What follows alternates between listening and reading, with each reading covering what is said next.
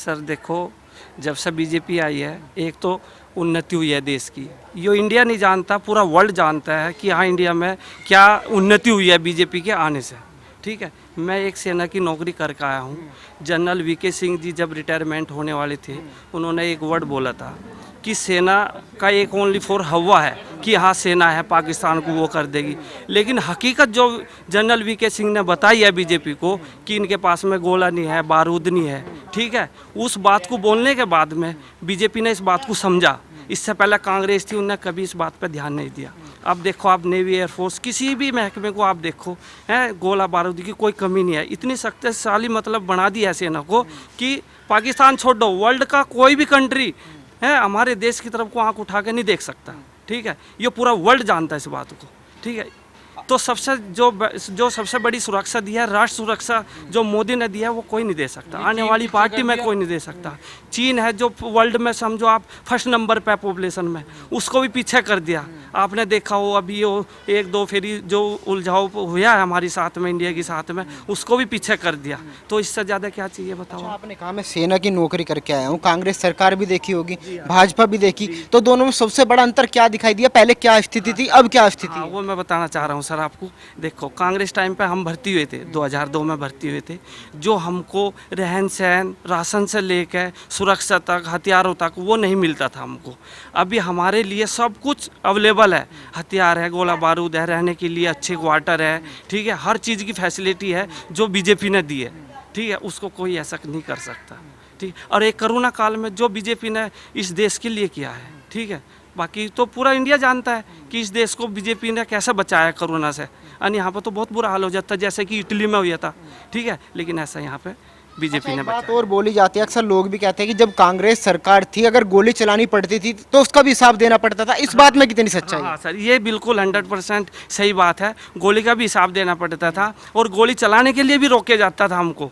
यदि मान लो पाकिस्तान की तरफ से हमारे पास में कोई फायरिंग आ रही है, ठीक है, तो हमको आदेश लेना पड़ता था दिल्ली से कि हम बोलो फायरिंग करें या ना करें, तो हमको मना कर दिया जाता था।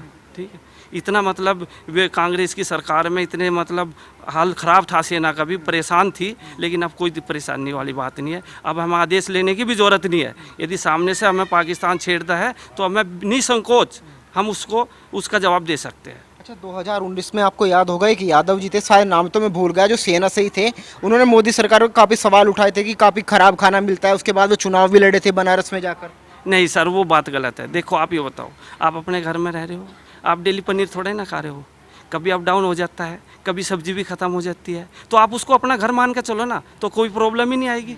आप एक ओनली फॉर बीएसएफ का वो आदमी बंदा था जो, उसकी बहुत बड़ी गलत बात है। हम भी सेना के अंदर इतना जवान, इतना राशन आता है कि डेली एक गांव को आप खाना खिला सकते हो। उसमें सेना भी खा लेगी, एक गांव भी खा लेगा। ठीक है, जो वो किया वो भी एक पॉलिटिकल समझो आप, जो उन्होंने राजनीति की है, लेकिन ऐसा कुछ नहीं है। जो सेना का जो राशन है वो कहीं भी नहीं मिलेगा ऐसा। अच्छा, जिस तरीके से आपने देखा होगा, मोदी जी है हर साल दीपावली हो या होली हो जाकर जवानों के बीच में मनाते हैं। क्या अब से पहले कोई प्रधानमंत्री इस तरीके से आपके बीच में जाता था? ऐसा तो सर कोई नहीं आया आज तक, पूछने के लिए नहीं आया कि ग्लेशियर में जवान कैसे रह रहे हैं, वहाँ पे बर्फ में कैसे रह रहे हैं, उनको कैसा खाना मिल रहा है। होली दिवाली वैसे भी मोदी जी है जो हमारे प्रधानमंत्री जी, वो हर उसमें जाते हैं वहाँ पे। देखो लद्दाख में क्या है और ग्लेशियर में, सोचने की दूर दूर की बात छोड़ दो, वहाँ तो बहुत मुश्किल है जाना, लेकिन वो जाते हैं, चाहे सर्दी हो कैसे भी हो, जैसे हालात में हम हैं वो हालात को वो देखते हैं मोदी जी वहाँ जाकर। ये हमारे लिए, जवानों के लिए और पूरे देश के लिए बहुत बड़ी गर्व की बात है।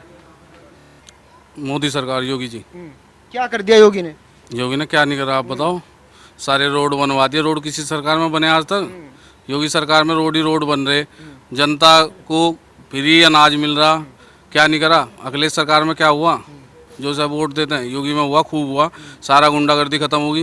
कहीं रात को 12 बजे आओ, एक हमारा काम ही था, हम रात को 12-1 बजे घर में साला निफराम आओ, कोई दिक्कत ही नहीं। जनता कह रही महंगाई से परेशान है। महंगाई तो होगी, एक बात तो बताओ, महंगाई नहीं होगी। अब इधर हमारी सेना जो है सक्षम हो रही है, उसके लिए पैसा जा रहा, हर जा रहा। धीरे धीरे ही तो चीज़ होगी या एकदम बिल्कुल हो जाएगी? धीरे धीरे होगी सारी चीज़। अब ये अन्न फ्री बट रहा, ये बट रहा जो, ये कहाँ से आएगा? हमारे से तो जाएगा, तो जब हम टैक्स देंगे जब तो जाएगा। अखिलेश को क्यों नहीं देंगे वो? अखिलेश ने क्या कर दिया? अखिलेश तो बेचारा गया क्वार्टर खाली लेकर और टोंटी और लेकर चुरा गए। आप कह रहे सुरक्षा दे दी, अखिलेश जी कहते हैं ये जो यूपी पुलिस है ये हम ही ने शुरू की थी, जो 100 नंबर है वो भी हमने चालू किया था। अखिलेश जी में और योगी सरकार में फर्क है। अगर जो अखिलेश जी का कोई छोटा सा भी विधायक तो छोड़ दो, कोई छोटा सा भी कर्मचारी है ना, वो थाने में जाकर रैपट मार देता है दरोगा के। और आजकल विधायक की नहीं चलती थाने में, जनता की सुनवाई है बिल्कुल सीधी। तो कुछ बदला हुआ दिखाई दिया 5 साल में? 5 साल में बदला, पुलिस बदल गई। यही वही पुलिस है जो कपड़े फाड़ देती लोगों के। अब जाते ही पानी को पूछे, आराम से रिपोर्ट लिखे, सारे काम करे। नहीं पहले क्या था, पहले तो जाते ही लाओ 10,000, लाओ 20,000। अब भी कह रहे कि पहले जो फैसला 10,000 में होता वो 20,000 में हो रहा। आज जी कहीं नहीं हो रहा, कहने को तो कहेंगे, सब कहेंगे तो 10 मुँह है, 10 बात है। 100 मुँह 100 बात है, तो सब चलती रहे जी। मायावती आ रही है, कह रही है अब मौका में दो। खत्म है जी मायावती, खत्म, कुछ नहीं है मायावती। क्यों खत्म है? अजी खत्म है, कुछ नहीं है मायावती में। मायावती के और अखिलेश के तो दिन गए, अब तो योगी जिंदाबाद बस। अब तो देश को राम और लक्ष्मण मिल गए। राम बैठा हुआ और लक्ष्मण बैठा है, और जाना नहीं कहीं भी। कोई कितने जोर खोल लियो, योगी कुछ रोक नहीं सकता कोई आने से। अखिलेश जी ने तो कह दिया सफाया कर देंगे, अब की बार उधर राकेश टिकैत भी कह रहे कि वैक्सीन दे देंगे। अजी अपनी जान ही बचा लियो।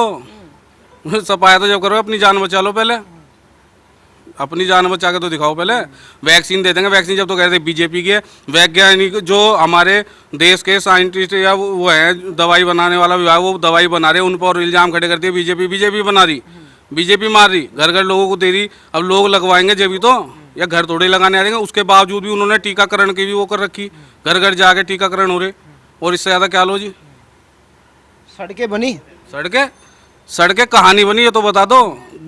शहर तो छोड़ दो, छोटे छोटे गाँव में, कस्बों में ऐसी सड़क बन गई है। गाँव वाले यूँ कहते हमने तो देखा ही था गाँव में हमारे ऐसी सड़क हो जाएगी, ऐसी सड़क बन गई।